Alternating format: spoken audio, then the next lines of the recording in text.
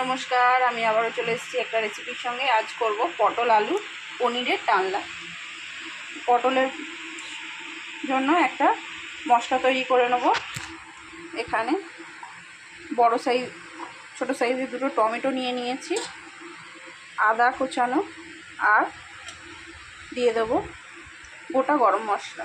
তার মধ্যে আছে লবঙ্গ, এলাচ আর দারচিনি। তো চলো এটা পেস্ট করে নিয়ে আসছি। মশলাটা করে নিয়েছি, আদা, গরম মশলা আর টমেটো পেস্ট করে তো নিয়েছি। এবার পনিরটাকে ভেজে নেবো। ভেজে নেওয়ার আগে একটা কাজ করে নেবো। যে জল গরম বসিয়েছি, এর মধ্যে দিয়ে দেবো 1 চামচ চিনি, আর দেবো 1 চামচ নুন। এটা খুব ভালো করে গরম করে নেব। এটা করে রাখছি কারণ পনিরগুলো যখন আমি ভাজবো, ভেজে ডাইরেক্ট এই জলের মধ্যে দিয়ে দেবো। এই গরম জলে ভিজিয়ে রাখলে পনিরটা খুব সফটও থাকবে আর জুসিও হবে। তো চলো এটা খুব ভালো করে, যতক্ষণ চিনিটা আর নুনটা ডিসলভ হয়ে যাচ্ছে তারপর আসছি।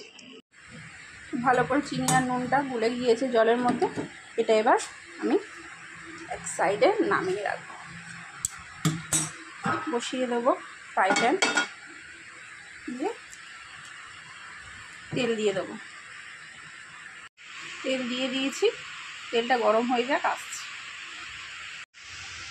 তেলটা গরম হয়ে গিয়েছে, এবার পনিরগুলো ছেড়ে দেবো।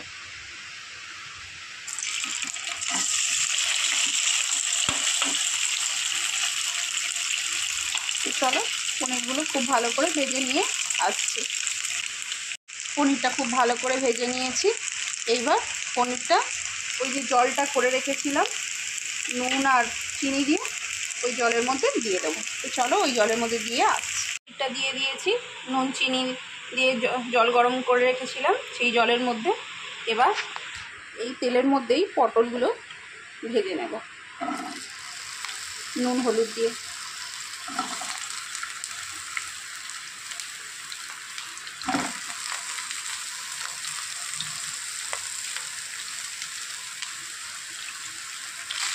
অল্প করে নুন দিয়ে দিলাম, আর দিয়ে দেব হলুদ।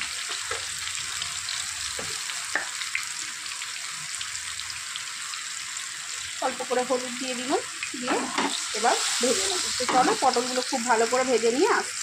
পটলটা খুব ভালো করে ভেজে নিয়েছি, এবার নামিয়ে নেব। চলো পটলটা নামিয়ে নিয়ে আসছি। এবার এর মধ্যেই আলুটা হালকা করে ভেজে নেব। তো চলো আলুটা হালকা করে ভেজে নিয়ে আসছি।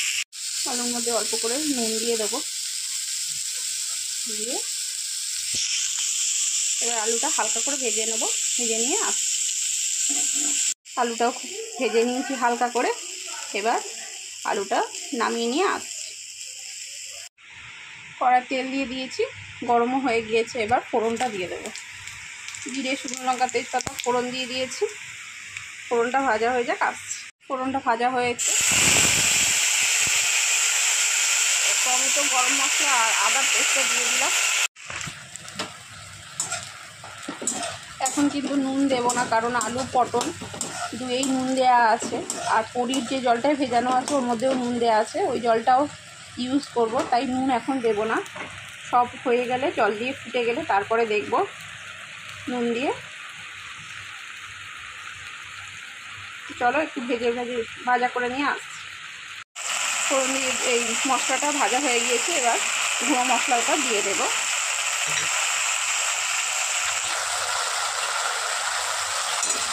গুঁড়ো মশলাটা দিয়ে একটু কষিয়ে নেব। অল্প সামান্য মশলা বাটি ধোয়া জলটা দিয়ে দেবো।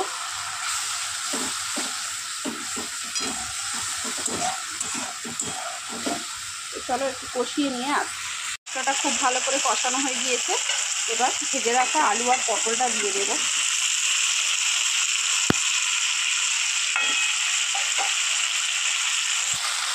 আলু পটলটা দিয়েও খুব ভালো করে কষিয়ে নেব।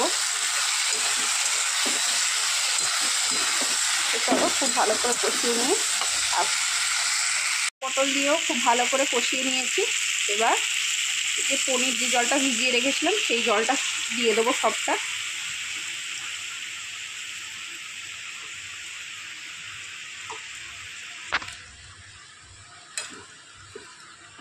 ওই জলটা দেওয়ার পরেও মনে হয়েছে আর একটু জল দিতে হবে, জল দিয়ে দেবো। জলটা দিয়ে দিয়েছি। তো চলো এবার ঢাকনাটা দিয়ে দিই, খুব ভালো করে সব সিদ্ধ হয়ে গেলে আসছি।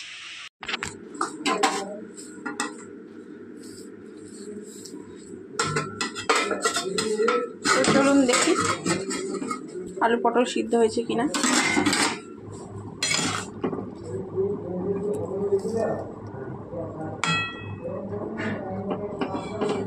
সিদ্ধ হয়ে গিয়েছে, এবার পনিরটা দিয়ে দেবো।